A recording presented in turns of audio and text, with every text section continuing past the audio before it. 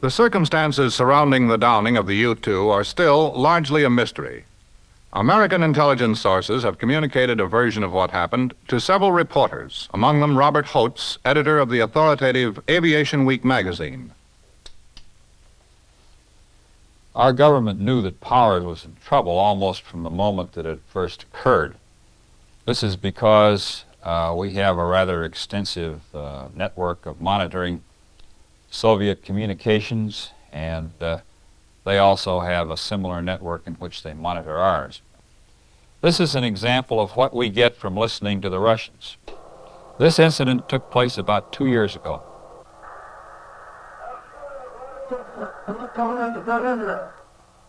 The Russian fighter pilots are moving into the attack.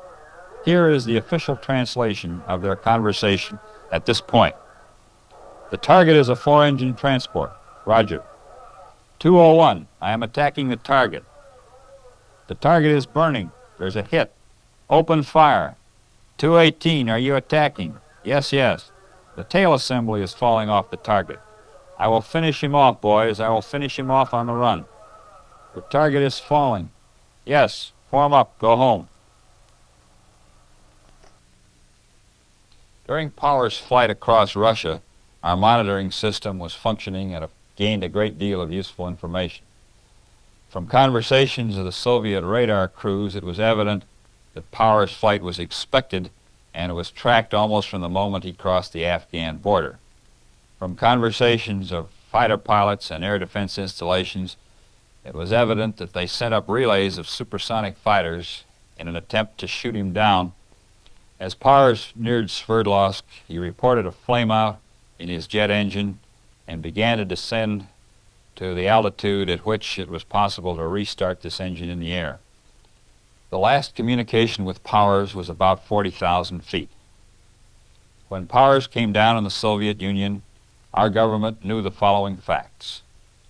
The fact that the plane had come down in the area of Sverdlovsk, the fact that it had been forced down by a mechanical failure, not shot down by a rocket at 70,000 feet, as the Soviets later claimed. What our government did not know was whether the pilot was still alive and what the condition of the aircraft was when it hit the ground.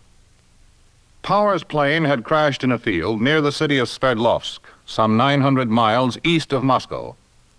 According to the Russians, the pilot had parachuted down and had been taken into custody by several local citizens.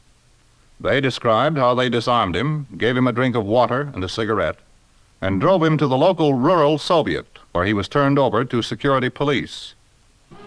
In Moscow, it was 8:53 a.m. at the time of the crash.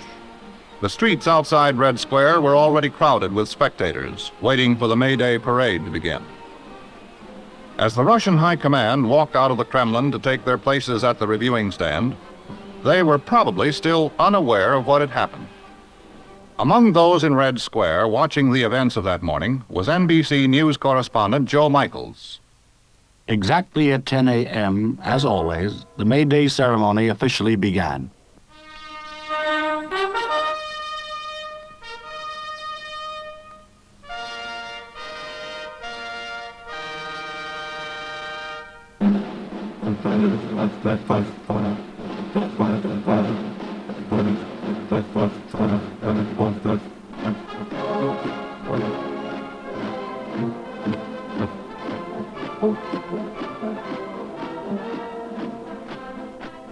The first part of the parade was the military section.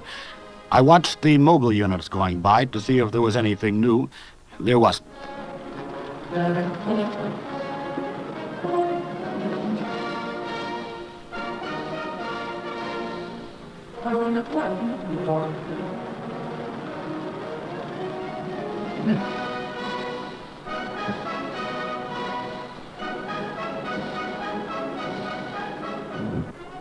Most of the time, I kept my eye on the reviewing stand. From a reporter's point of view, this is the most likely place to pick up anything of interest. And at about 10:45, 3/4 of an hour after the parade began, I did notice something most unusual. An excited Marshal Vershinin, the head of the Soviet Air Force, arrived late. He entered at the rear of the reviewing stand, went up to Khrushchev, and whispered something in his ear. Of course, it's only a guess, but I am inclined to believe that this was the moment Khrushchev found out that the U-2 was down.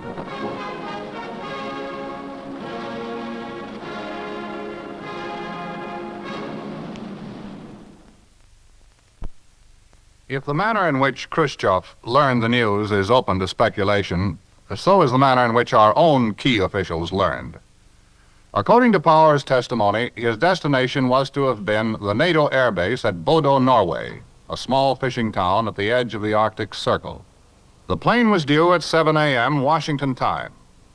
When it failed to arrive, this information must have been communicated to the headquarters of the Central Intelligence Agency in Washington. In any event, by noon, 5 hours after the plane was due, it is known that word had already spread among a group of top Washington officials. At CIA, under whose direction the overflights were conducted, Director Allen Dulles had been advised. At the Pentagon, Defense Secretary Gates knew about it. At NASA, the National Aeronautics and Space Administration, which operated the scientific weather flight program of the U-2s, Director Keith Glennon and Deputy Director Lawrence Dryden also knew. And at the State Department, Undersecretary Douglas Dillon had been informed. What they did not know was that in Moscow, as the May Day festivities continued into the night, Francis Gary Powers, the pilot of the U-2, was alive and already confined in a cell somewhere behind the forbidding walls of Lubyanka prison.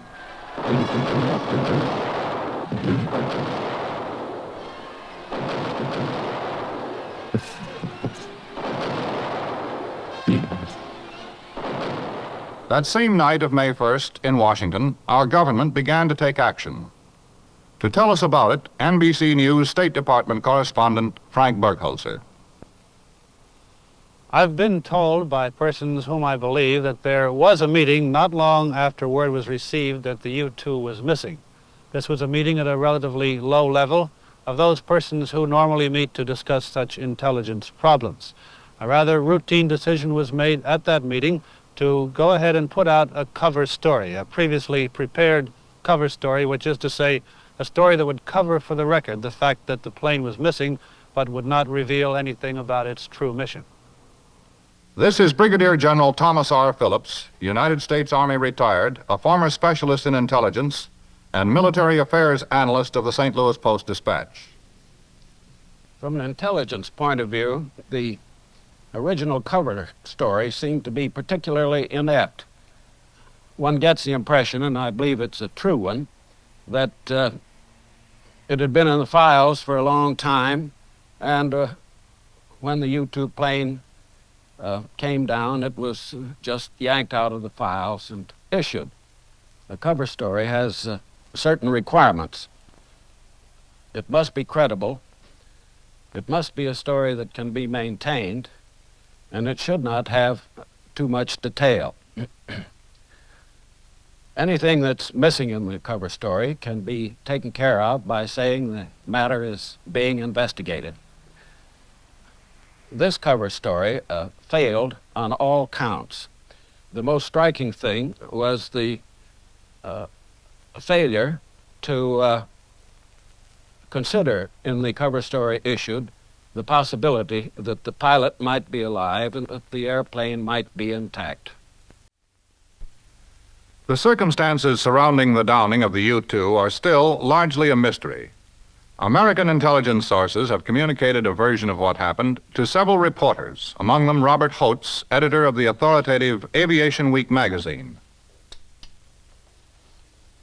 Our government knew that Powers was in trouble almost from the moment that it first occurred. This is because we have a rather extensive network of monitoring Soviet communications, and they also have a similar network in which they monitor ours. This is an example of what we get from listening to the Russians. This incident took place about 2 years ago.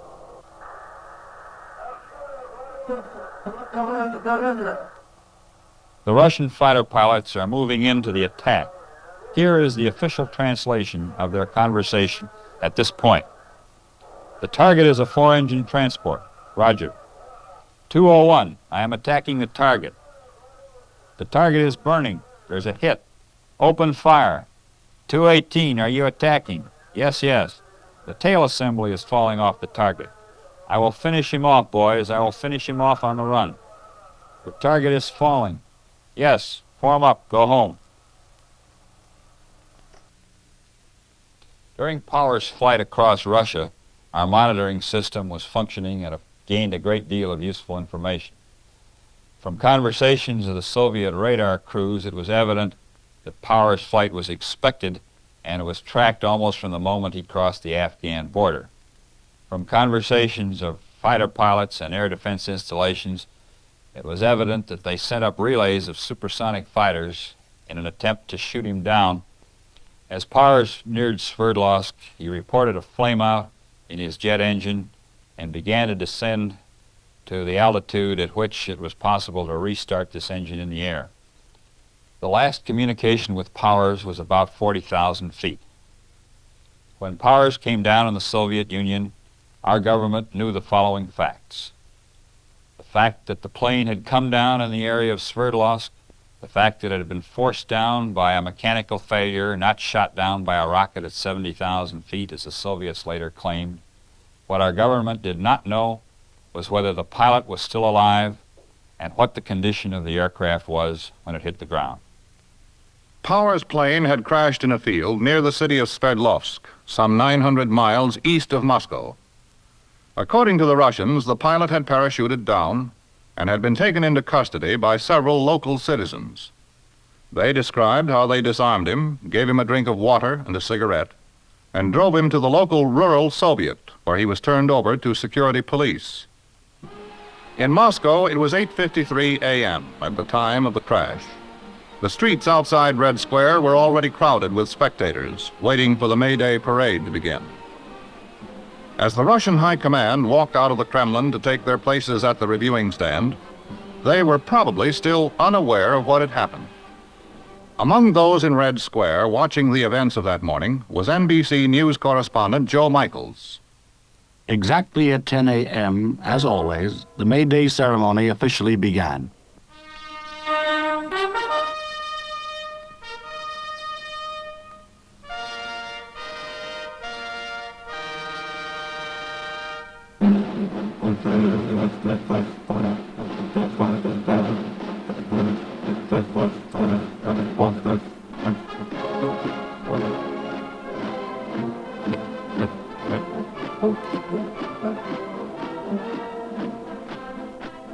The first part of the parade was the military section. I watched the mobile units going by to see if there was anything new. There wasn't.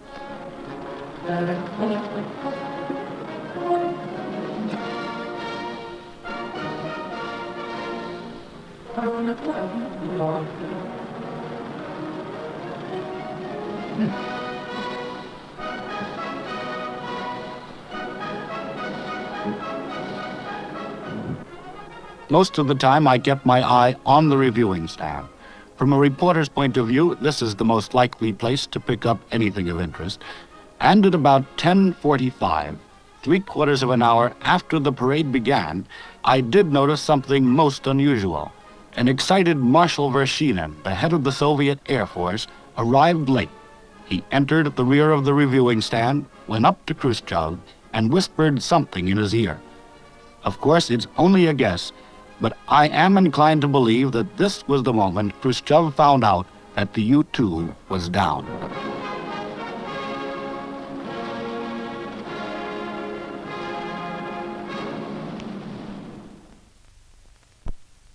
If the manner in which Khrushchev learned the news is open to speculation, so is the manner in which our own key officials learned. According to Powers' testimony, his destination was to have been the NATO air base at Bodo, Norway, a small fishing town at the edge of the Arctic Circle. The plane was due at 7 a.m. Washington time. When it failed to arrive, this information must have been communicated to the headquarters of the Central Intelligence Agency in Washington. In any event, by noon, 5 hours after the plane was due, it is known that word had already spread among a group of top Washington officials. At CIA, under whose direction the overflights were conducted, Director Allen Dulles had been advised. At the Pentagon, Defense Secretary Gates knew about it. At NASA, the National Aeronautics and Space Administration, which operated the scientific weather flight program of the U-2s, Director Keith Glennon and Deputy Director Lawrence Dryden also knew. And at the State Department, Undersecretary Douglas Dillon had been informed. What they did not know was that in Moscow, as the May Day festivities continued into the night, Francis Gary Powers, the pilot of the U-2, was alive and already confined in a cell somewhere behind the forbidding walls of Lubyanka prison.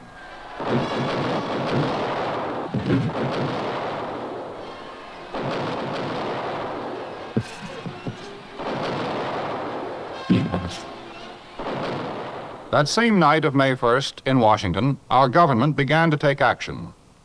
To tell us about it, NBC News State Department correspondent Frank Burkholzer. I've been told by persons whom I believe that there was a meeting not long after word was received that the U-2 was missing. This was a meeting at a relatively low level of those persons who normally meet to discuss such intelligence problems. A rather routine decision was made at that meeting to go ahead and put out a cover story, a previously prepared cover story, which is to say, a story that would cover for the record the fact that the plane was missing, but would not reveal anything about its true mission. This is Brigadier General Thomas R. Phillips, United States Army retired, a former specialist in intelligence, and military affairs analyst of the St. Louis Post-Dispatch. From an intelligence point of view, the original cover story seemed to be particularly inept. One gets the impression, and I believe it's a true one, that it had been in the files for a long time, and when the U-2 plane came down, it was just yanked out of the files and issued. A cover story has certain requirements. It must be credible, it must be a story that can be maintained, and it should not have too much detail. Anything that's missing in the cover story can be taken care of by saying the matter is being investigated. This cover story failed on all counts. The most striking thing was the failure to consider in the cover story issued the possibility that the pilot might be alive and that the airplane might be intact. As the events of the week of May 1st were to demonstrate, the story that was issued to cover the disappearance of the U-2 failed to serve its purpose. This failure was not immediately apparent. The days following May 1st were quiet ones, and the cover story first began to come to the surface on Tuesday, May 3rd in Istanbul, Turkey. On May 3rd, Istanbul was a city under martial law, the atmosphere heavy with tension. Turkish students were rioting in protest over the stern police policies of Premier Menderes and his ruling party. Although the government was still in control, its downfall was only a few weeks off. At the municipal palace in Istanbul, troops stood guard, while inside, a meeting of the NATO countries was taking place. Attending was Secretary of State Christian Herter and a number of his top aides in the State Department. Among those covering the developments of the day was a Turkish reporter. I'm Zeyat Goran, United Press International Bureau Manager for Turkey. It was a Tuesday morning, May the 3rd. I was writing a story on the NATO Council meeting and the anti-Menderes government demonstrations. A stringer of mine called me. He said he heard a story about an American plane missed somewhere in eastern Turkey from Incirlik Air Base at Adana. After I got the tip, I called Incirlik Air Base and talked to the information sergeant who gave me the details of the story. Sergeant said, story is true. The plane is missing since 2 days. And last they have heard from the pilot, he has trouble with his oxygen supplies somewhere over 1 Lake area, which he added, near to the Persian border. Of being a native of Turkey, I know 1 Lake area is also near to the Russian border. which was the angle of my story, though I didn't know that day that this story will come such a big story.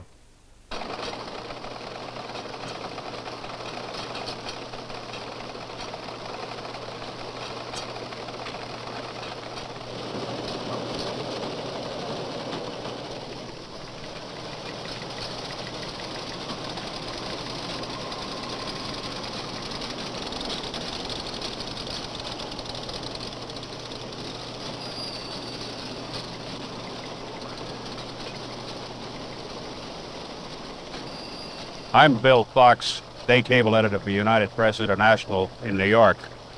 I was on duty on May 3rd when we received a dispatch from Istanbul, Turkey, about 8 o'clock in the morning, reporting that a U.S. Air Force reconnaissance plane, a U-2, was reported missing somewhere in the rugged mountains of southeastern Turkey in the area of Lake Van, which is near the Soviet border. I have here the original dispatch which we received by radio teletype from London. Of course, at the time, I didn't know what a U-2 was, nor did I realize that we had a piece of history by the tail. But the fact that an American airplane was missing in the general vicinity of the Soviet border, I felt was newsworthy.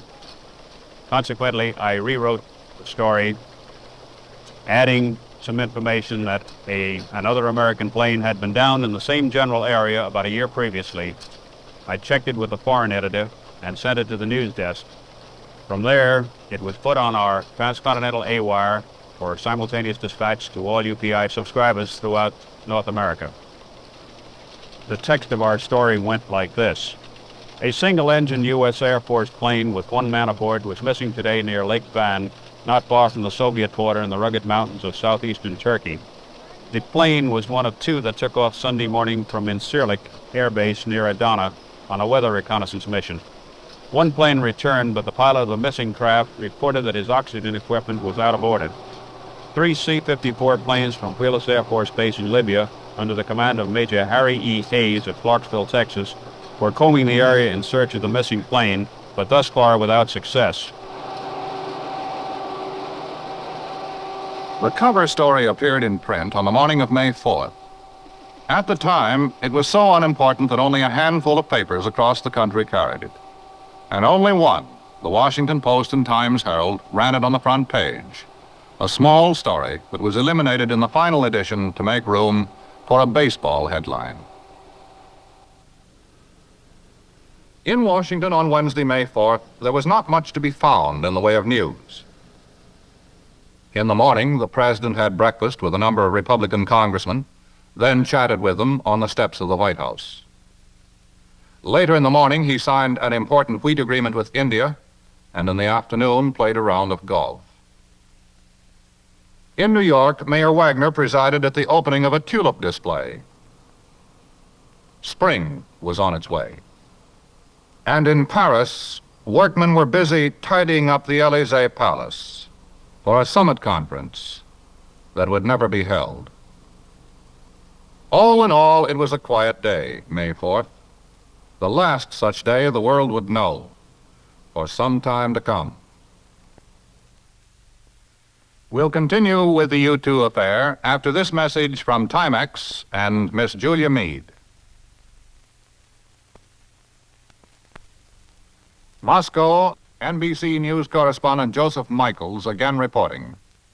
On Thursday morning, May 5th, I was present in the hall of the Great Kremlin Palace as the Supreme Soviet began its 3-day meeting. First on the agenda was a speech by Premier Khrushchev.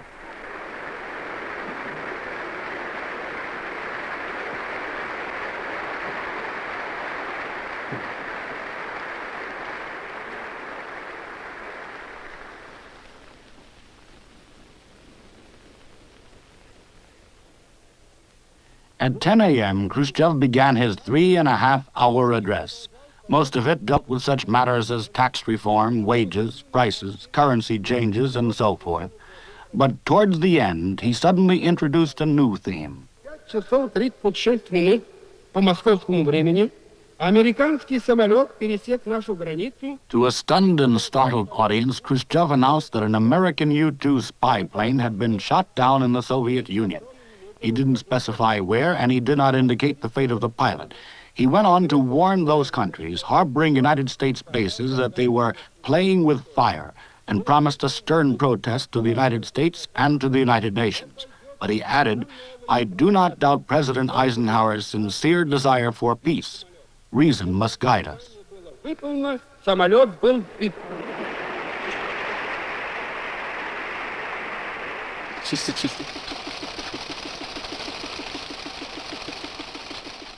With Khrushchev's speech, the U-2 affair had become a full-blown crisis. The world was waiting for our government to respond, and respond we did during a 2-day period of chaos. NBC News State Department correspondent Frank Burkholzer and White House correspondent Ray Shearer were following the story as it developed. At the time the U-2 incident broke into the headlines, events were moving so rapidly, and we were also so close to the story that none of us could really follow its ramifications. Well, now, with the passage of time, certain things have become clarified. We know now, for example, that following the National Security Council meeting on May 5th, the President called together a small group to discuss how to handle the situation. 2 decisions emerged from this meeting. One, to continue with the cover story that had already been planted, and 2, that any statements by this government on the situation should come only from the State Department. Well, this decision was not implemented. In a recent discussion with Jim Haggerty, Frank Burkholzer and I questioned him about that. Now, after you saw us on that Thursday morning and told us that the President had asked for a full investigation, you referred us to NASA and to the State Department That's right. for further information. Well, now, I went over from the White House to NASA on hearing your word they'd have a statement. They seemed to know nothing about it. They weren't prepared to make a statement. Well, They did make one later. Why was the time? Ray, I don't know. I can't answer that. You were not... Were you in on the framing of their statement? No, I was not. Just to establish a further point, did the men at NASA and did the men at the State Department involved in the cover story know that it was a cover story, or were they simply agents? That I cannot answer. I do not know. On the morning of May the 5th, I was at the State Department. We were waiting with more than normal curiosity for Link White's daily briefing. He came out to see us at 12:45, and he read the following statement. The department has been informed by the NASA that, as announced May 3, an unarmed plane, a U-2 weather research plane based at Adana, Turkey, piloted by a civilian, has been missing since May 1. During the flight of this plane, the pilot reported difficulty with his oxygen equipment.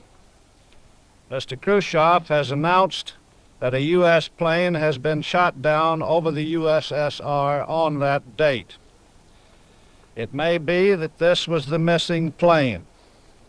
It is entirely possible that having a failure in the oxygen equipment, which could result in the pilot losing consciousness, the plane continued on automatic pilot for a considerable distance and accidentally violated Soviet airspace. The United States is taking this matter up with the Soviet government with particular reference to the fate of the pilot. Thinking back to the answers that Link White gave, questions we posed, it's perfectly clear that he had not been informed of any decision to make the State Department the sole spokesman about the U-2. When we pressed him, he volunteered the information that infinitely more detail was being given out at the National Aeronautics and Space Administration. At 12:15 on May 5th, as soon as the Haggerty news conference was over, I followed his suggestion, ran from the White House across Lafayette Park to NASA. I was the first reporter to arrive. I said, I've come for the statement. And they said, what statement? I said, the statement that Jim Haggerty said you were going to put out. Well, that seemed to confuse them. They said they didn't know anything about any such statement. They finally took me in to see Walt Bonney, the information chief. He didn't know anything about it either. There was a lot of conferring and some more confusion. Other reporters arrived. Well, I finally left, and I had the impression that there wouldn't be any statement. But about 1:30 that afternoon, Bonney did put out a statement that attempted to answer the questions reporters were asking him. Now, if the pilot continued to suffer lack of oxygen, the path of the airplane from the last reported position would be impossible to determine. The Bonney statement went considerably beyond that of the State Department. For instance, there were details about the flight plan of the U-2s, how many U-2s we had, where they were stationed. The statement was so detailed that it raised almost as many questions as it attempted to answer. For instance, the statement said that the plane had taken off from Incirlik Air Base at 8 a.m. local time. Well, this was considerably later than the time mentioned in Mr. Khrushchev's speech, and reporters were quick to spot the discrepancy. One more incident occurred in Washington on that confusing May 5th, which is worth noting. Late in the afternoon, a telegram was received from Ambassador Thompson in Moscow, advising the State Department of the possibility that Powers might be alive. Despite this warning, on the following day, we still seemed curiously unaware of the full potentialities of the situation. On the morning of Friday, May 6th, President Eisenhower attended a Union industrial exhibit. Reporter Charles Roberts of Newsweek magazine was there. On Friday, May 6th, I was standing just 2 feet from President Eisenhower when he gave his first public reaction to the U-2 incident. At a Union industry show in the Washington Armory, talking to George Meany, president of the AFL-CIO, he remarked that he was going to give a hydrojet boat to Khrushchev on his trip to Russia. Then he added the phrase, "if I go." Up until then, the White House had refused to comment on the U-2 incident or acknowledge in any way that it had disturbed our relations with the Soviet Union. After the show, around noon on Friday, Ike climbed into his helicopter outside the Armory and flew to Gettysburg, where on Friday afternoon he played a round of golf. Some of us were surprised that he flew to Gettysburg in time of crisis, but the White House has always insisted that with modern communications, the President can run the government from his Gettysburg farmhouse as well as he can from the White House. Later that same afternoon, Secretary of State Herter returned from abroad. Despite the heightening crisis, it would still be 2 days before he and the President were to see one another. And at the State Department, in his press conference that day, held in a setting similar to this, it was evident that Lincoln White had still not been advised to exercise caution. In response to questioning by reporters, he said, "It is ridiculous to say we are trying to kid the world about this." Later, he added, "There was absolutely no deliberate attempt to violate Soviet airspace, and there has never been." Saturday morning, May 7th. For Nikita Khrushchev, a day of triumph.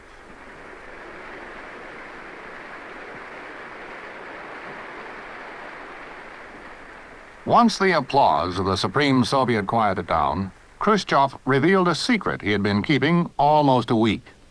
He displayed photographs, which he said were taken from the captured U-2, and announced that the pilot was alive and had confessed.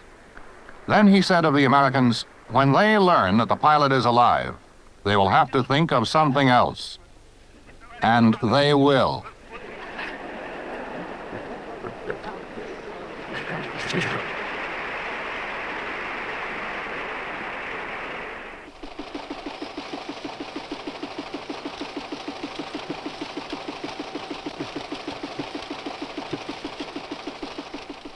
Khrushchev's announcement had blown our cover story to pieces.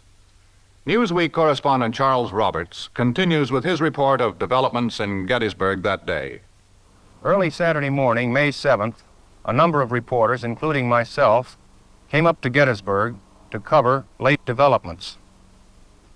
White House News Secretary Jim Hagerty had promised us a story that morning, and we thought it would relate in some way to the U-2. At 9:36, while the President was out playing golf, we sat down with Hagerty in a makeshift press room at the Gettysburg Hotel. To our astonishment, the story he promised concerned nuclear testing. He announced that the United States was prepared to resume nuclear testing as soon as possible, as he put it. The tests were to be for the purpose of improving means of detecting underground blasts, a step towards policing a nuclear test ban. But we were still surprised that the government would put out an announcement while it was under fire for aerial spying that might be interpreted as a new Cold War maneuver. Hagerty still refused to discuss the U-2 incident. He said he had informed the president of Khrushchev's latest speech, but that he would have no comment. Any reaction, he said, would have to come from the State Department. Meantime, Ike had been on the golf course since 9:05. He finished his round at 11:28, score unreported. Then he returned to the farmhouse where he spent the remainder of the day.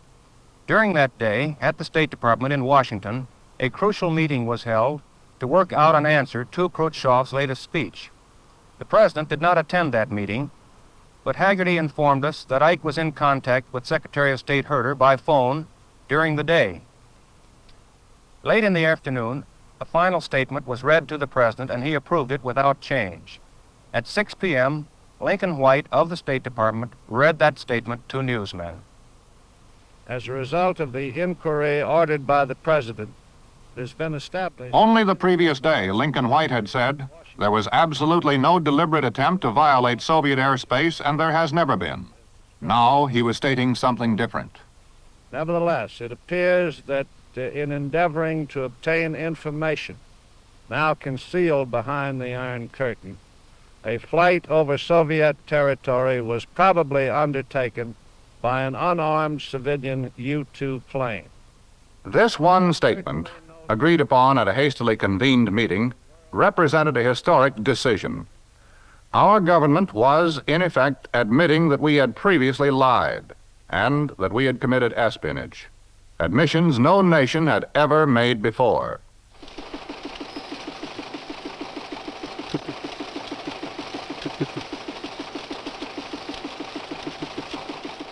How will this incident affect the United States, do you think? I feel that it will give the Americans a black eye all over Europe. My feeling is that the country did the right thing in sending these planes over, or this plane over, because we have to keep abreast of the Russians as far as the information is concerned. I think that if we fly over Russian territory, we take the chance of being shot down because of engaging in espionage. The same as we would do to them if they flew over our territory. I think that we ought to sink one of those submarines that have been spying off Cape Canaveral. Well, I don't think we should admit it. Oh, you think? Mm-hmm. Yes, yeah. Never mind what the pilot said. Yeah. We have a right to protect ourselves. Now, thinking it over, I think the State Department has really erred in the whole thing. They got a mix-up there. They don't seem to be coordinated, that one doesn't know what the other is doing. What do you think about it? Well, I only can say what we were told in church yesterday. We should pray for that boy. On Wednesday, May 11th, President Eisenhower answered the one major question that remained. Who had authorized the flights? Our deterrent must never be placed in jeopardy. The safety of the whole free world demands this. As the Secretary of State pointed out in his recent statement, ever since the beginning of my administration, I have issued directives to gather, in every feasible way, the information required to protect the United States and the free world against surprise attack, and to enable them to make effective preparations for defense. The President himself had assumed responsibility for the intelligence flights. We have learned that CIA Director Allen Dulles had offered to serve as the traditional scapegoat and to resign. However, this is not the course the President chose.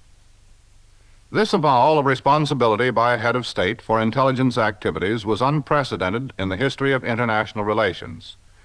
It is a decision that has been the subject of considerable debate.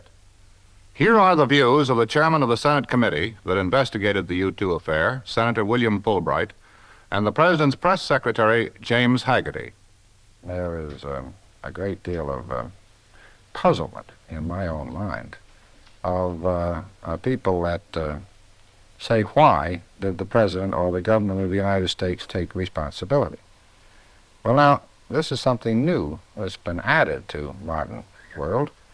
If you gentlemen are spies and I'm the government, and you get caught, I can say I never heard of you or saw of you before. But if you strap a U-2 to your back, it's a little difficult, to say the least, and not to admit and assume responsibility. The president need never have avowed or disavowed, is the point I make. He should have taken the position of silence in this matter and let the, if anyone had to take responsibility, it should have been the head of the intelligence. We would have to depend on circumstances as to who avowed or disavowed anything, but it shouldn't have been the president, who, as I say, embodies the whole, this sovereignty and dignity of the whole American people. I think, personally, this was perhaps the most serious fault in this whole operation, this whole incident. Coupled with the president's assuming responsibility for the U-2 flights was our attempt to justify our right to engage in them. As the president himself at a press conference and in speeches said, when a closed society makes threats against our very welfare, it is up to us to find out everything we can about such a closed society, whether they are preparing for war, whether they are building up, and also the determination of the members of the government that there will never be another Pearl Harbor if they have anything to do about it. Now, I think one of the most serious things, too, growing out of this was our endeavor, on the part of our people, to justify these flights. To say you need something in this, such as intelligence, in international relations certainly is no justification for it. But in the position the president took, he was in fact asserting the right to do this.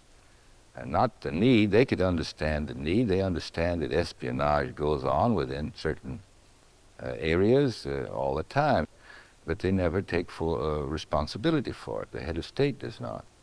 So I think that it's reasonable to believe that this avowal put Mr. Khrushchev in a position to where he could not proceed to treat with a man who at the same time is asserting the right to violate the sovereignty of his country, in this case the USSR. Following our avowal of the U-2 flights, one more significant question was raised during the week preceding the summit conference: the question of whether the flights would be continued. As the week began, this became a source of apparently deliberate confusion. On Monday morning, May 9th, the New York Times carried a story saying it was learned that the president had ordered cessation of all flights over or near the borders of the USSR. Well, later that morning at Jim Haggerty's news conference, we asked him whether the flights had been canceled.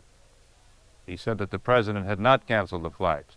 When we asked him whether they might have been canceled by any orders other than those of the president, Jim Haggerty said, "I know of no such orders." Well, the impression we were left with then was that despite the events of the last few days, the flights were still going on. Well, this impression was reinforced by a statement of Secretary Herter, which Lincoln White released the same afternoon. Although the administration has denied that it intended to imply that the flights would continue, this is certainly the inference that was drawn by most observers.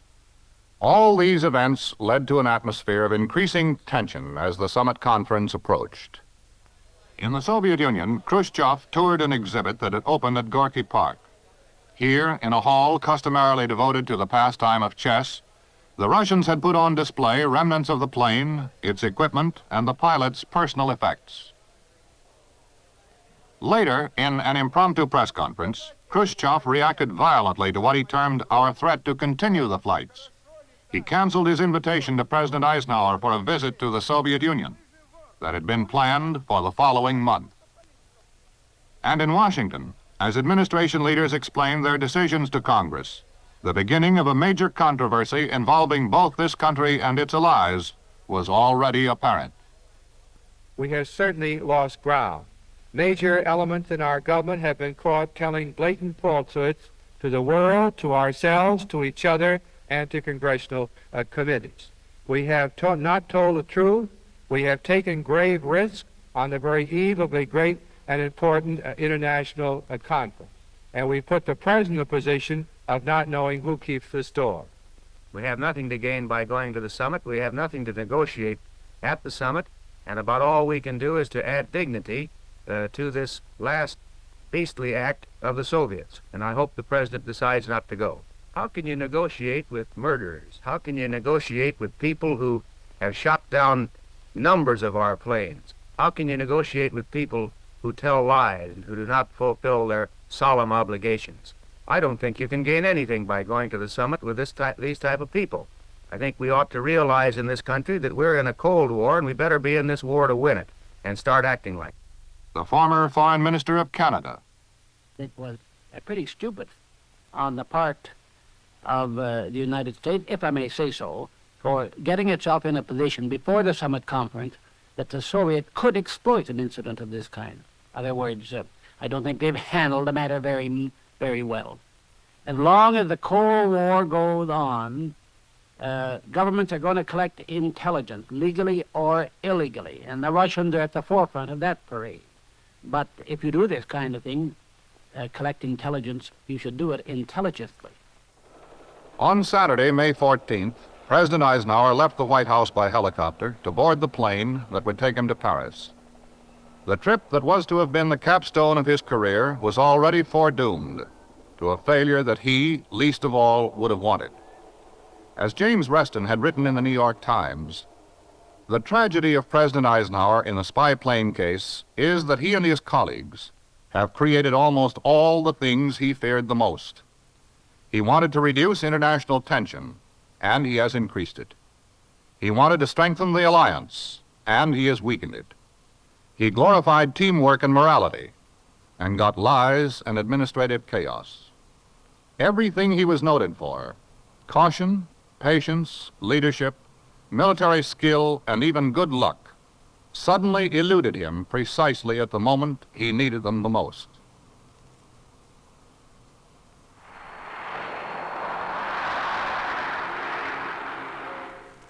What happened after the president's arrival has become part of the folklore of history. The conference that was to be held at the Élysée Palace was never formally convened. After bitterly attacking the President of the United States, Premier Khrushchev stalked out of the first preliminary meeting, and before returning to Moscow, he began what has since become an all too familiar pattern of public performances. На руднике, где я воспитывался, раз поймал кота, понимаете, когда он в голубятню залез, схвати его за хвост и головой, понимаете, его об землю. Вот тогда он, так сказать, понимает эту науку.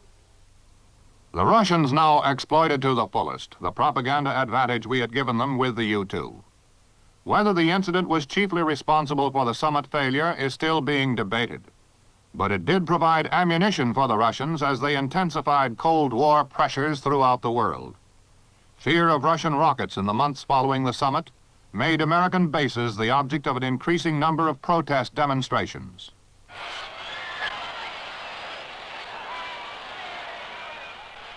The United States found itself embarrassingly on the defensive, and in the riots against the Japanese-American Security Treaty, even high United States officials were caught in the storm.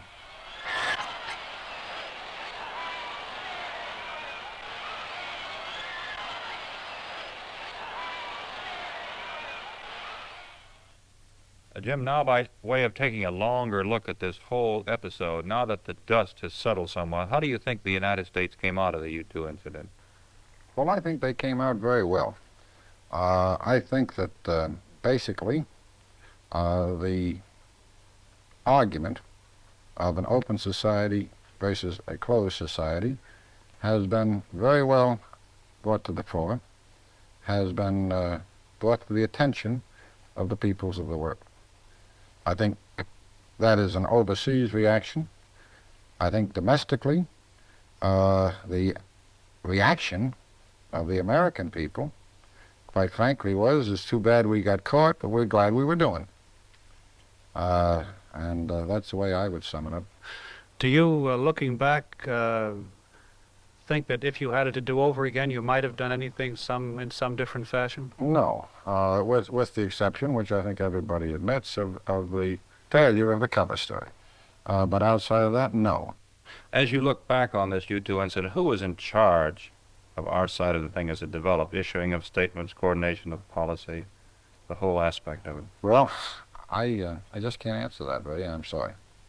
Having had this experience and now speaking with the benefit of hindsight, what lessons emerge from this for the future? don't get caught. He was a Kentucky boy who wanted to fly. He enlisted in the Air Force during the Korean War, but the war ended before he saw action. Desperate to prove himself, he was ordered to a secret base in New Mexico to learn the art of nuclear warfare. Bored even with that, he considered leaving the Air Force when a mysterious stranger offered him the opportunity to try something new. He became a member of the elite squadron of U-2 pilots, working not for the Air Force, but for the CIA. He flew missions so secret he couldn't even tell his family, until in 1960, he was shot down over the Soviet Union. At that moment, he ceased being a pilot and became instead a pawn in a geopolitical chess game he barely understood. He is Francis Gary Powers, and he is a legend of air power. Francis Gary Powers was born on August 17, 1929, the only boy in a family of 6 children, the son of a coal miner.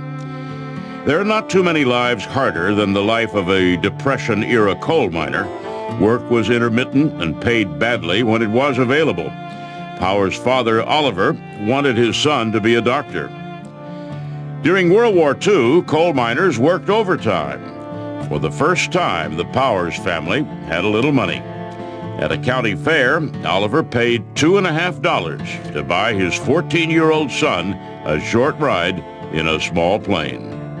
And after he flew in this biplane, he came back down and he told my grandparents, his parents, that he'd left his heart up there. So that was his very first experience with flying, and from that moment on, he knew that he wanted to be a pilot. Desperate to contribute to the war effort, Powers planned to join the Navy after his high school graduation. The war ended, however, before he could enlist. He enrolled at his father's behest in tiny Milligan College in Tennessee. There, surrounded by veterans attending college on the GI Bill, he concluded that history had passed him by.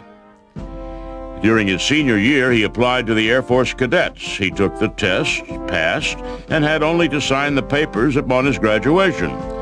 His father, however, had other plans and convinced Francis, despite the outbreak of war in Korea, to return home and await his draft notice. A short time there convinced Francis otherwise, and in October 1950, 2 months after turning 21, he enlisted in the Air Force in hopes that he would qualify as a pilot. He trained at Lackland Air Force Base in San Antonio, learned photography at Lowry Air Force Base in Denver, and then was assigned as a photo technician. He applied again for the Air Cadets. Finally accepted in November 1951, he reported for flight school. He learned to fly in a T-6, a heavy, obsolete 1930s fighter that served longer and more honorably as a trainer. He hustled through training and soloed after only 20 hours in the air. He wrote years later how wonderful it had felt being alone in the air, totally responsible for his actions.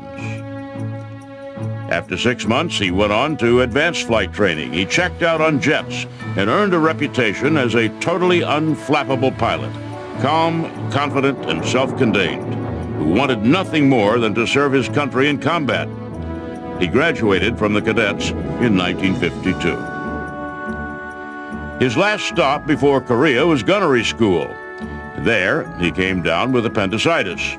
The delay cost him dearly. Washed back to the next class, the war ended before he graduated. For the second time, history had passed him by.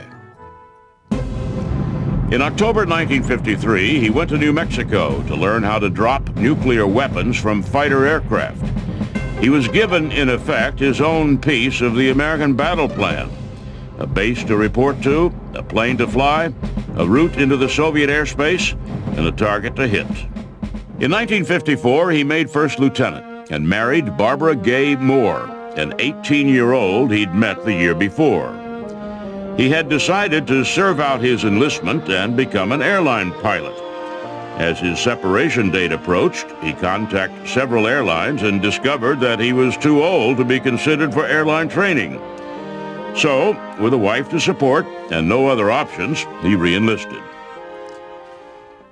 Little did Powers know that in the Nevada desert, in a restricted area that would come to be known as Area 51, the United States government was testing a new kind of airplane, a spy plane, capable of flying higher than the anti-aircraft weapons of its time could reach.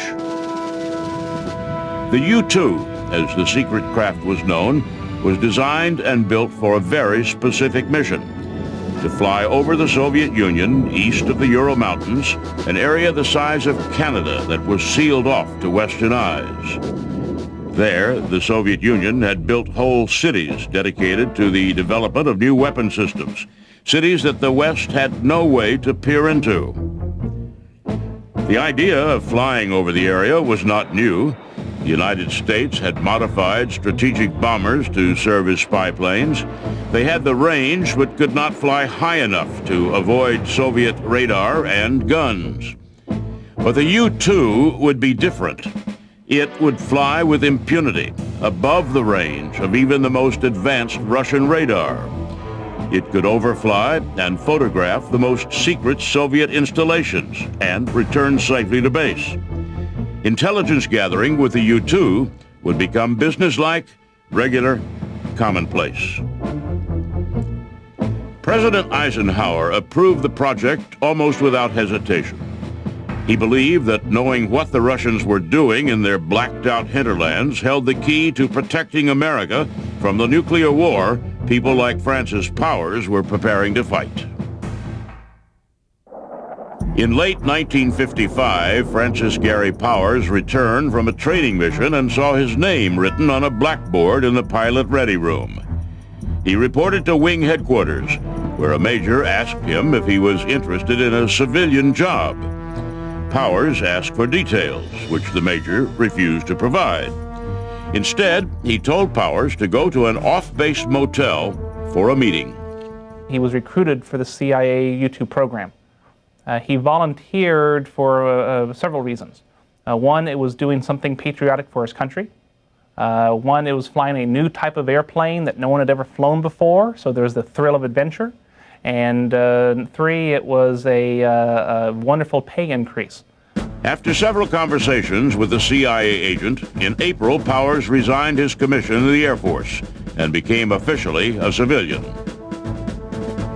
While pilots in the Air Force were taking home barely $400 a month, Powers and the other U-2 pilots started at $1,500 during training and went up to $2,000 when they deployed overseas. The small corps of U-2 pilots assembled at Lockheed's facility in Burbank, California. From there, they flew by transport to a secret Air Force base in the Nevada desert called Watertown. There was, of course, no water in Watertown. A seemingly limitless expanse of desert, Watertown's key attributes were its privacy and lack of distractions. Like participants in the Manhattan Project, who were isolated in the New Mexico desert for years while they chipped away at the secrets of the atom, upon their arrival in Watertown, the U-2 pilots became a cloistered society of airborne spies. They stepped off the plane. There was this long-winged, droopy-looking airplane, kind of looked like a mosquito with droopy wings. Some of the pilots wanted to get back on the transport and go back home. They didn't know what they had signed up for. The U-2's wings were nearly twice as long as the fuselage, their tips kept off the tarmac by temporary wheels designed to drop off as the plane left the ground.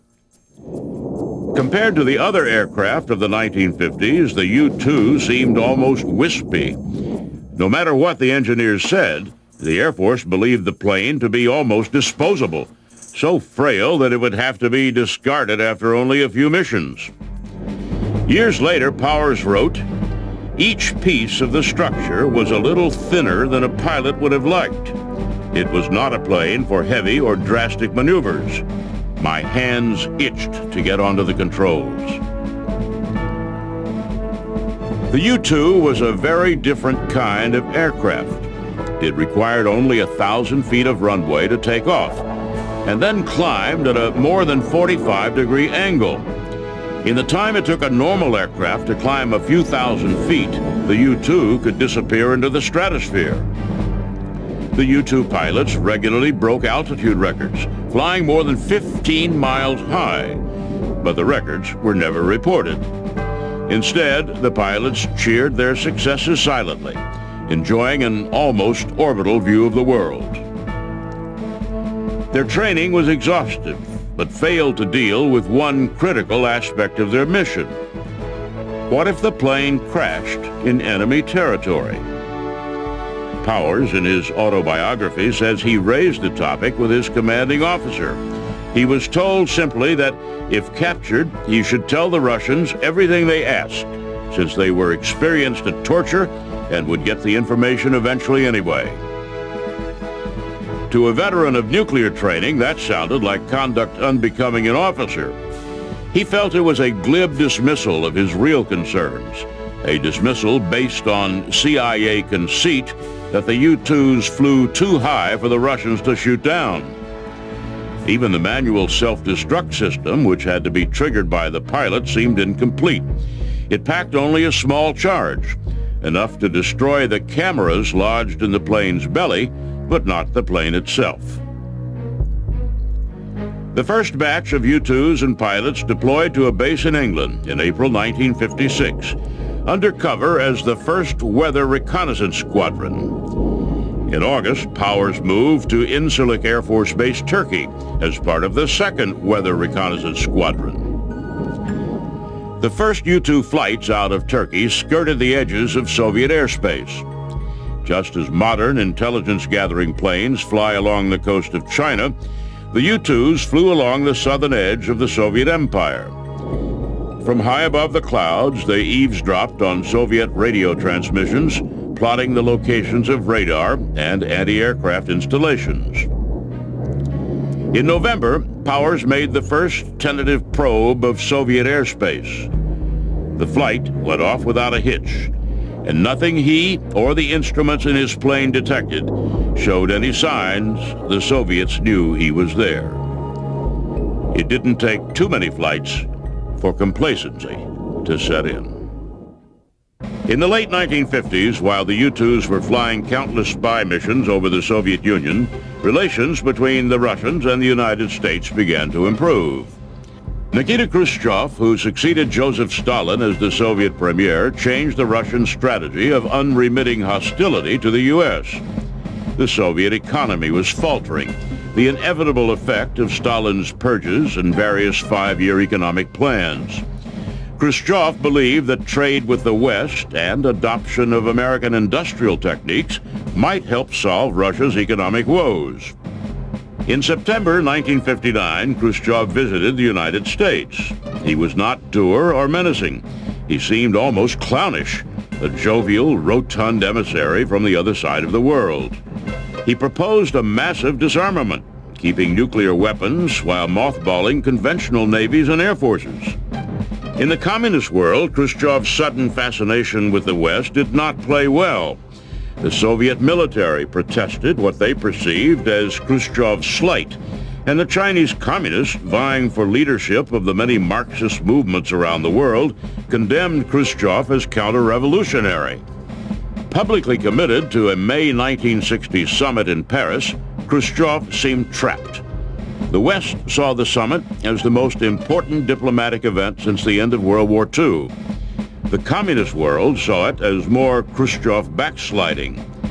The Soviet premier needed a way to back out and still save face.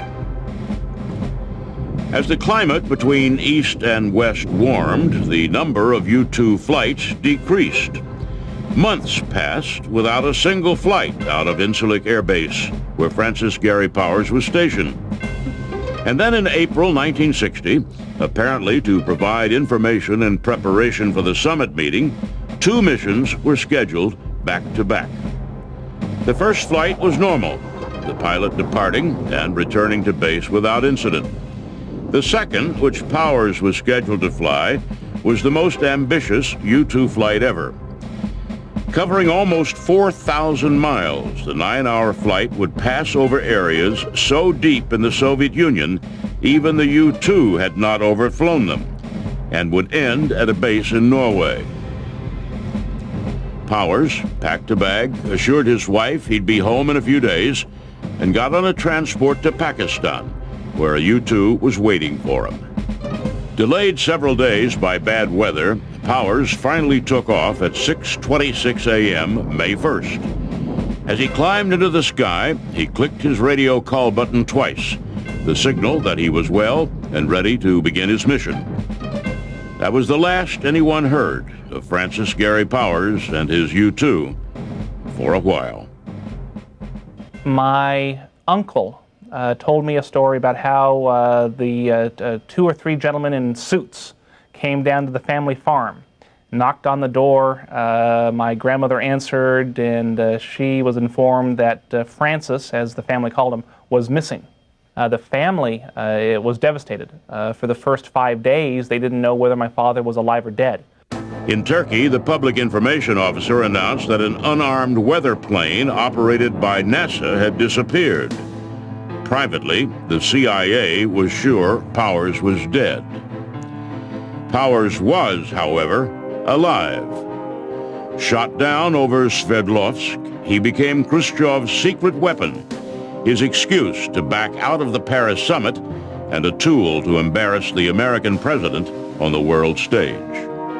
On May 5th, the premier told the Supreme Soviet that an American aircraft had invaded Soviet territory and had, on his personal order, been shot down. On May 6th, the State Department spokesman stated categorically that there was no deliberate attempt to violate Soviet airspace and called Khrushchev's accusation monstrous. On May 7th, Khrushchev sprang his trap, pulling out of the summit and announcing to the world that he had the pilot alive. Suddenly, it was Eisenhower who was trapped. On May 11th, he admitted that the United States government had been lying and that he had authorized the flights. He called aerial spying a distasteful necessity of the Cold War. He had, in effect, signed Powers' confession. My father was interrogated for 90 days, from about May 7th up through August 15th, which was the day of his trial. He was interrogated approximately 16 hours per day for 90 days. A bright spotlight, a good KGB agent, a bad KGB agent. They'd grill him with questions. They'd try to trip him up with... the very first week, he was lying outright to them, misleading them in any direction he could. But then on about day 7 of the interrogations, one of the KGB officers comes inside with a copy of the New York Times, and he yells at my father and says, "You've lied to us. You told us that you were trained in Arizona. The New York Times says that you were trained in Nevada at Area 51. You might as well tell us everything, or else we'll get it out of your American press anyways." Powers' trial began on his 31st birthday. He walked into the courtroom through a gauntlet of flashbulbs and news cameras. His 3-day show trial had little to do with his flight and much to do with Soviet-American relations. "I realized," he said later, "that the trial would not be USSR versus Francis Gary Powers, but the USSR versus the U.S. and, incidentally, Francis Gary Powers." The guilty verdict, prepared before the trial by Soviet authorities, concluded that his flight had been ordered to torpedo the Paris summit and to prevent the easing of international tension. His sentence? 10 years in prison. With Powers locked away, wild rumors swirled. A London paper published an article claiming he would be released from prison and had decided to live in the Soviet Union. Self-styled military experts surmised that he had been flying too low, and others criticized him for not killing himself. For more than a year and a half, Powers languished. In February 1962, the Russians suddenly transported him to East Germany. In a safe house in East Berlin, the KGB informed him that if all went well, he would be released the next day.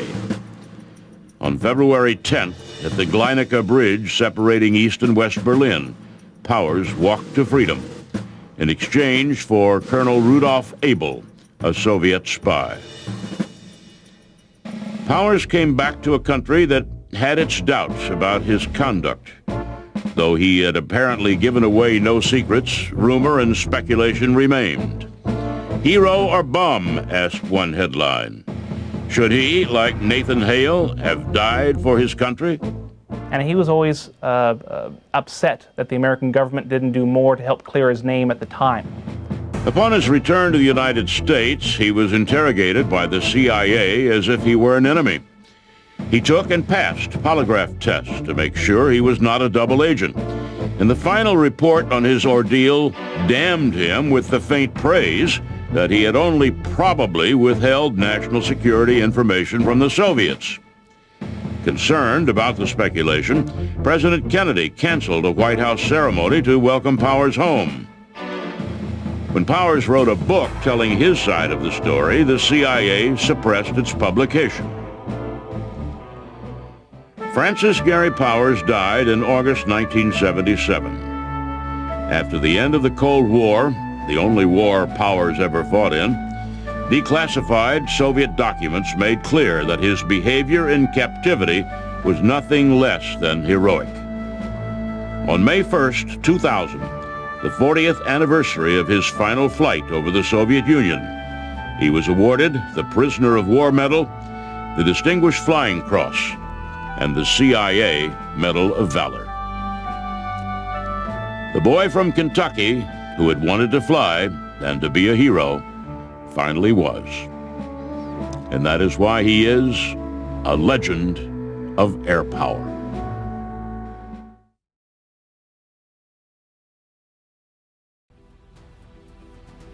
President Eisenhower promoted an open skies policy to permit reconnaissance overflights. The Soviets declined. However, the proposal was not simply a polite inquiry. It was also an effective declaration of intent. The U.S. would be taking a look at whatever was there, no matter what the residents might think. The nuclear stakes were seen as too high to permit any other course. All that was needed was a plane to do the job. In the early 1950s, the United States had a real requirement to overfly Russia to find out the status of their development of long-range missiles. There was no airplane in the United States or in the world that could safely overfly Russia at that time. Lockheed made an unsolicited proposal to Trevor Gardner, the Undersecretary for Research and Development for the Air Force, on a very specialized airplane. We promised to build within 8 months 20 airplanes for $22 million, including spares, that would do the job required. The program was turned over to the CIA, who then chose Mr. Richard Bissell, an economist, to run the program. Richard Bissell became a very good engineer, and he not only was our director on the U-2 program, but he also followed through with the development of the Mach 3 Blackbird. When I first met Kelly, I had been working for nearly a year for Allen Dulles. I joined Allen's organization early in 1954.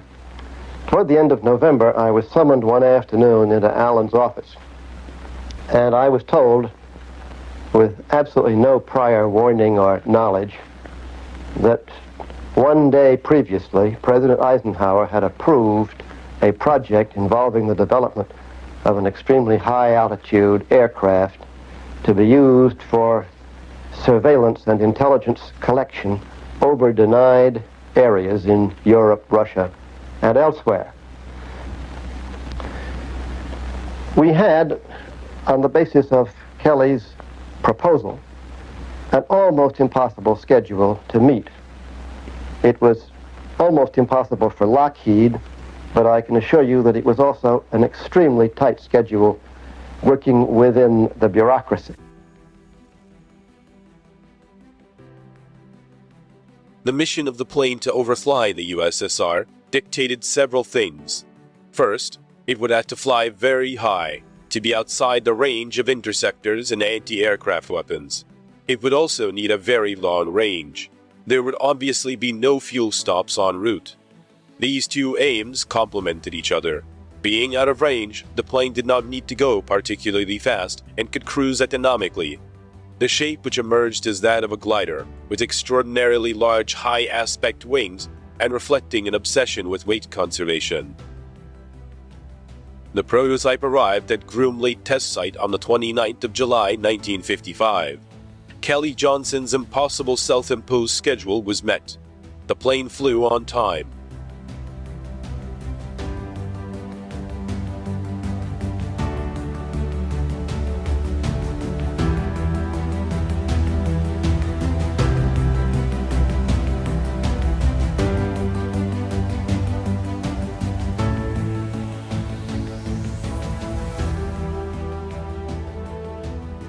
As part of the secrecy, the designation U-2 was intended to give nothing away. The U stood ambiguously for utility. In fact, the U-2 has performed many roles in addition to its primary espionage function. World utility has proved over time to actually be a fair description.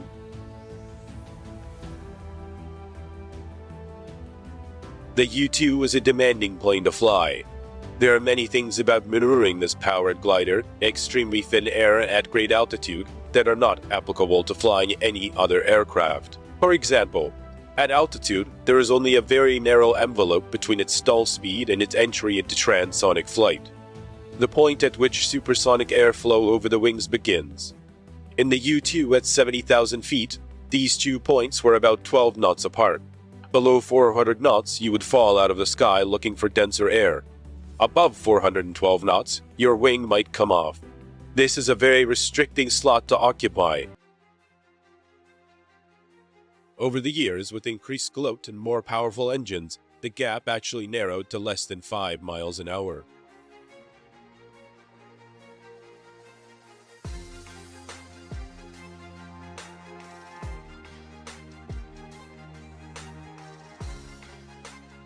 Given the stress of the missions and the fragile nature of the planes, Kelly Johnson did not expect the U-2 to have a long lifespan, particularly when frustrated Soviets concentrated their attention on knocking it down, as they most certainly would. However, the design has proved to be enduring, and the very unusual step was taken in 1979 of restarting production, and the plane was rechristened the TR-1. The TR-1 maintains the design and abilities of the U-2. The aircraft that Kelly Johnson's team produced provided a solution that is as valid today as it was in 1954.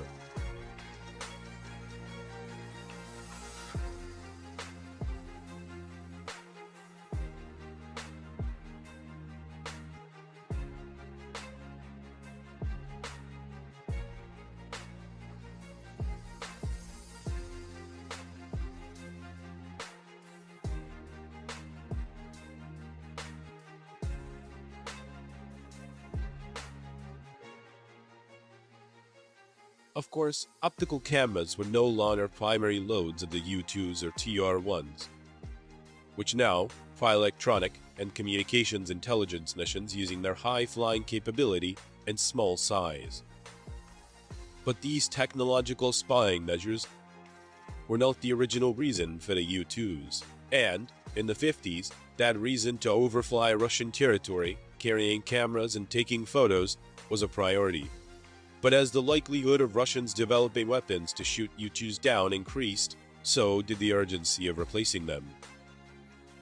A new plane was needed, one that could fly much faster. If one was no longer protected by being out of range of interception, then one needed to be able to outrun it. About a year after that first flight in 1956, I came to the conclusion that we should start working on the successor to the U-2, because it was clear to me that sooner or later the U-2 would be vulnerable to interception. It was not a matter of simply commissioning the final design and production of an aircraft that was within, although at the edge of the state of the art, as had been the case with the U-2. This time, it was a really pioneering effort.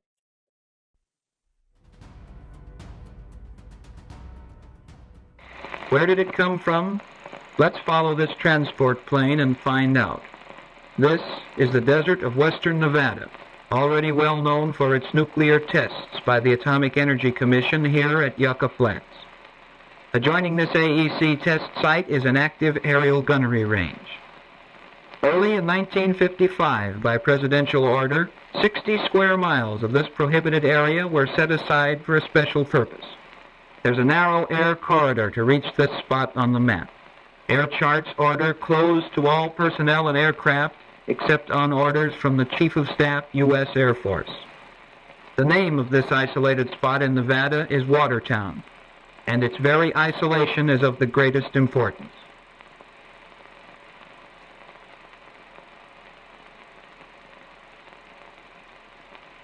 The specialists that come off this transport are hand-picked.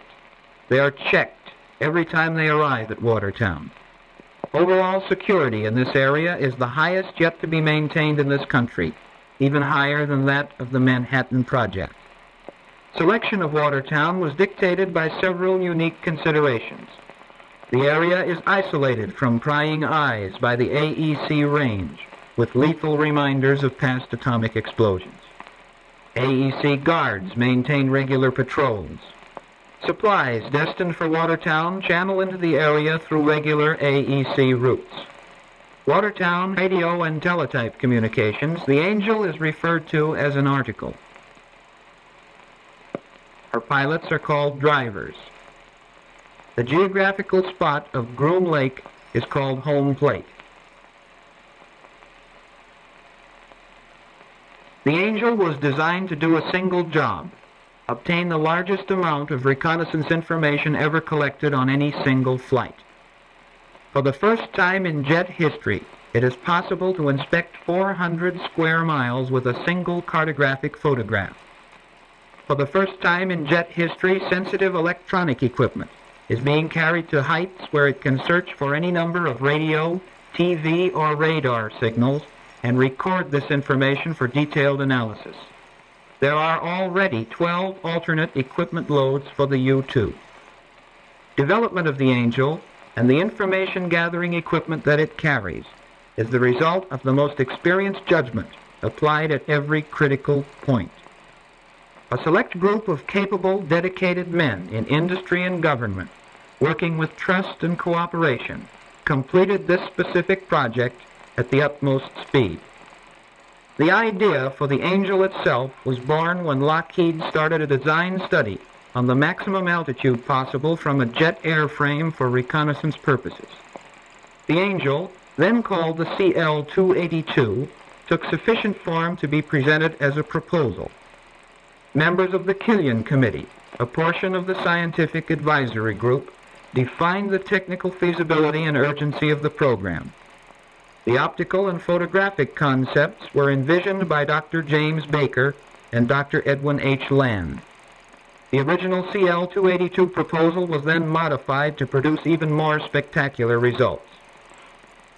On December 9, 1954, the go-ahead was given, and Lockheed's chief engineer, Kelly Johnson, called together his tiny 26-man Special Projects Engineering Group. Here were the problems they faced: to design, build an airplane, and fly it in 8 months. An airplane that would cruise well above 70,000 feet. One that would travel almost as far as a B-52 and remain in the air for 10 hours. A plane that would be completely reliable, with forced landings out of the question. A plane that would be the world's most stable aircraft for high-altitude photography. A plane that would be flexible in concept, to carry at least 12 different equipment loads and have no one penalize the others in weight. A plane that would weigh only 1 1/2 times the weight of the power plant. Weight was the critical factor in the whole project. Designers said they would trade their collective grandmothers for 10 pounds of empty weight. Pounds, in fact, were called grandmothers.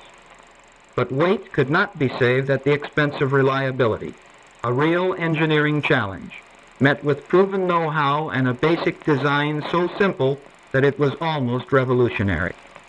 The Angel is simplicity itself. All control surfaces are cable-operated.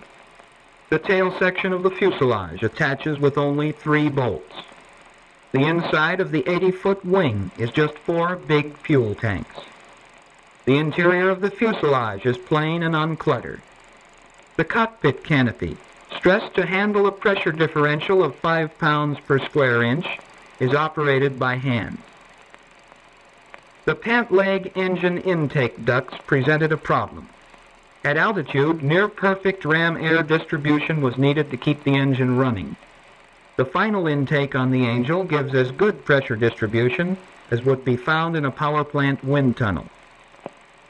A unique gust relieving feature was designed into the wing of the Angel to reduce tail loads and wing bending in turbulence.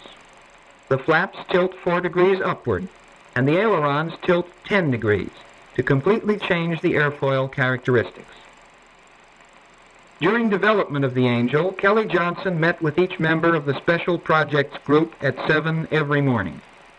Any problems occurring on the previous day were discussed and corrective decisions were made immediately. Subcontracting was virtually impossible. 87% of the prototype Angel was fabricated in one building in Burbank. Components were run through the company's big presses at night and on Sundays, then hidden from day shift workers. The C&J Manufacturing Company for Clarence Johnson was formed in an unmarked downtown warehouse to handle shipments from vendors in unmarked trucks.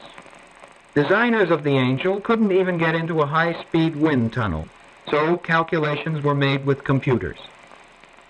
50% of production took place in this building at Bakersfield. At peak production of the 50 U-2s, only 600 people were involved, just 1 man in every 60 on the Lockheed payroll. The Angels were completely assembled here, checked out, disassembled, and shrouded in canvas for airlift to Watertown. Fuel and hydraulic fluid were added for the first time at Watertown, and the Angels were tested by company pilots.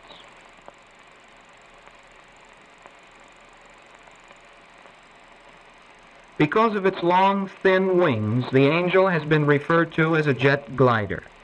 It has the world's most efficient lift-drag ratio for powered aircraft, 25.6 to 1. That's better than many competition sailplanes. From 70,000 feet, the Angel can glide 300 miles without power. The engine for this aircraft was originally the Pratt & Whitney J57-37. A 10,500-pound thrust unit built for the B-52. A later 11,500-pound version, known as the -31, was developed specifically for the Angel. Pratt & Whitney President Jack Horner and Chief Engineer Wright Parkins crammed a normal 3-year engine development program into 12 months. The new engine has a 16-stage compressor, with 9 stages in the low range and 7 in the high-pressure chamber. The low-range compressor is driven by a hollow shaft and turns at a lower speed than the high compressors. The Pratt & Whitney engine operates at full power for the duration of the flight. At sea level, this unit gulps nearly 9,000 pounds of fuel per hour. At 70,000 feet, this drops to 700 pounds per hour. At 74,600 feet, the engine will quit from oxygen starvation. In early stages of the program, as many as 6 flameouts occurred on a single flight. With the new fuel system and turbine design of the -31 engine, flameouts have ceased to be a critical problem.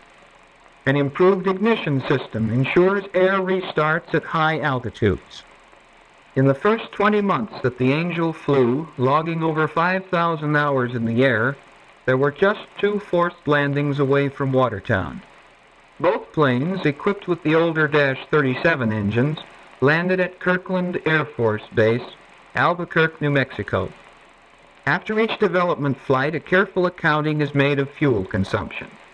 A special fuel dubbed lighter fluid was developed by Shell Oil Company specifically for the Angel, and the finished product was shipped to Nevada in tank cars labeled LF-1A.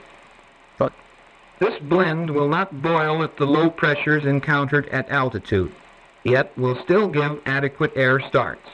It is so involatile that fire seldom follows a mishap. A simple 100-gallon slipper tank has been developed to fit each wing for extremely long flights.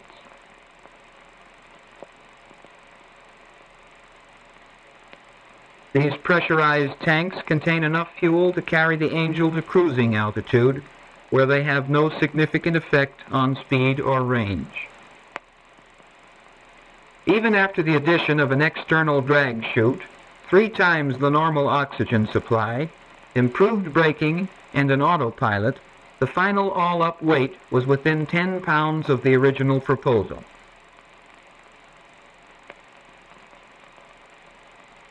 The Angel exceeded original performance limits in both ceiling and range.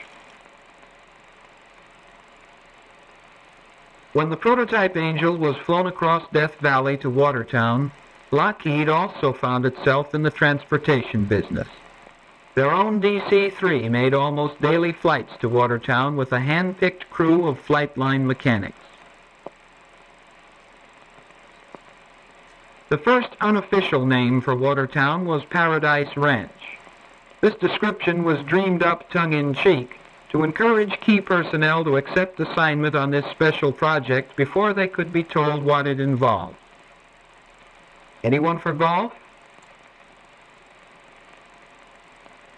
Many newcomers guessed that the project involved an atomic-powered aircraft and were astonished to find that they were to work with. 2 days later, in a rainstorm, the Angel went to 8,000 feet. That day it took 5 attempts to land the plane because it would fly on idle engine thrust. The unusual bicycle landing gear, designed for the lightest possible structure, weighs 257 pounds. A conventional gear on a comparable aircraft would weigh 750 pounds and take room out of the wings that is vital for fuel. Wing-mounted pogos drop off during takeoff, again in the interest of saving weight. Weight and the space that paid off in an extra 1,500 feet of altitude and 100 miles in cruising radius.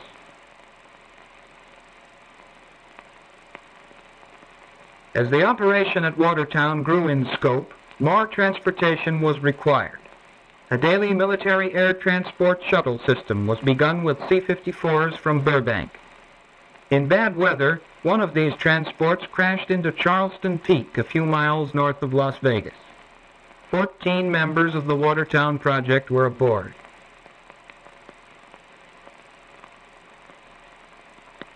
The program has not been without other casualties. One Angel crashed at Watertown. Another disintegrated over an Indian village named Wide Ruin in Arizona. A third, with Lockheed pilot Robert Seeker aboard, disappeared near Watertown. By the time this plane was found, some information about the project at Watertown reached the public. This nearly 3 years after its conception. That dust cloud is an actual crash. Rescue crews rush to the end of the runway where an Angel has landed short. The pilot here was uninjured, but emergency crews take no chances with leaking fuel.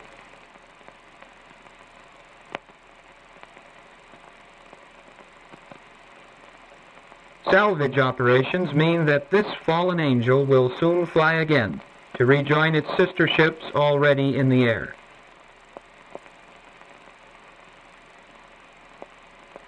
This project has had fewer mishaps than is normal with new aircraft, yet unique ground handling equipment designed solely for the Angel operates as well at this crash scene as it does on the flight line.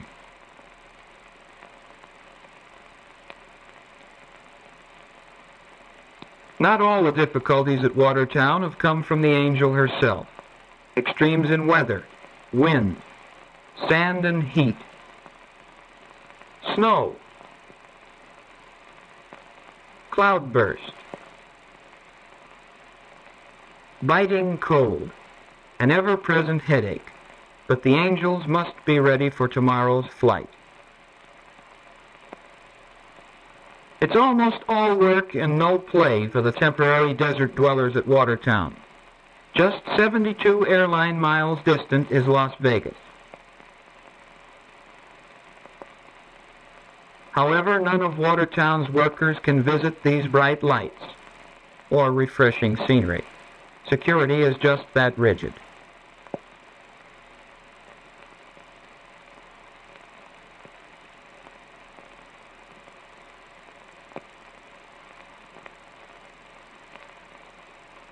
Meanwhile, back at the ranch, volleyball, pool, a 16mm movie, and a tiny converted mess hall are just about the only diversions. Those who remain over a weekend may explore long deserted gold mines.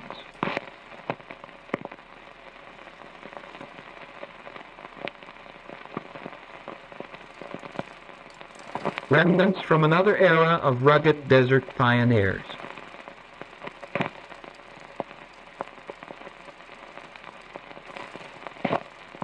Here, as seen by few men, is what the world looks like from 70,000 feet. These scenes were photographed over Arizona by Ray Gowdy, one of the 5 Lockheed test pilots who have handled all development and production testing of the Angel.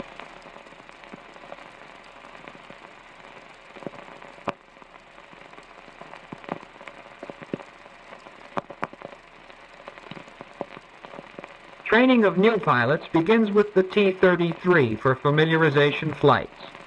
The pilot must be able to hold the T-bird inches in the air for the length of the lake, so that he will be able to hold the Angel at the same altitude until its broad wings lose all their lift.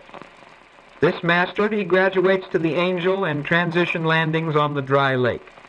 A chase car and chase plane, both with two-way radio, are used during this phase of training.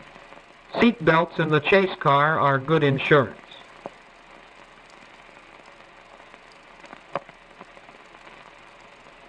The new Angel pilot makes at least 3 landings with the pogos installed. She's a little easier to handle that way. Takeoffs are smooth from Groom Lake.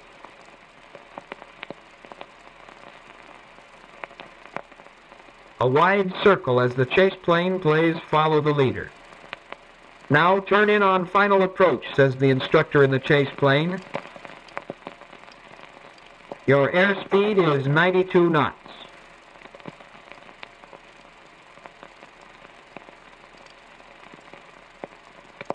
The chase car pulls into line and picks up speed. He's leveling off, just a little high, and at 72 knots, here comes the stall. The best way to land the Angel is in a full stall, just like the old-fashioned airplanes with tail wheels. The broad, dry lake at Watertown makes an ideal location for this type of transition training.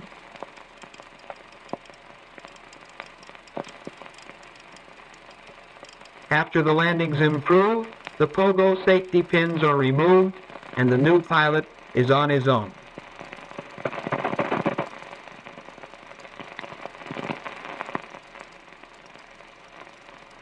Sometimes the drivers taxi right up to the hangar doors.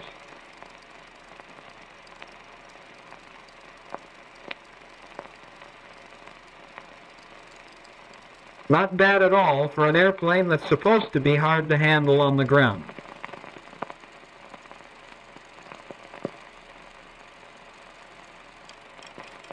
After a number of day flights, the new Angel pilots are ready for night transition and long cross-country flights.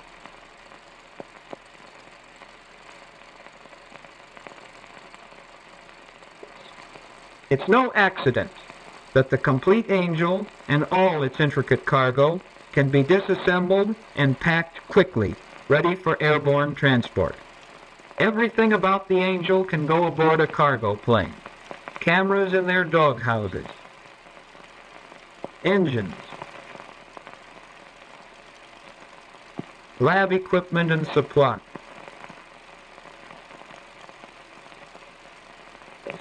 ground support equipment, and of course the Angel, the result of foresight and planning, engineering, precise and rapid manufacture. That's it, what it is and what it can do. A vital chapter in modern American achievement. From the desert wastelands of Watertown, it's but a matter of hours to anywhere in the world where reconnaissance might be desired. The most important airplane, the most important cargo in the air today is in this single package, the Inquisitive Angel.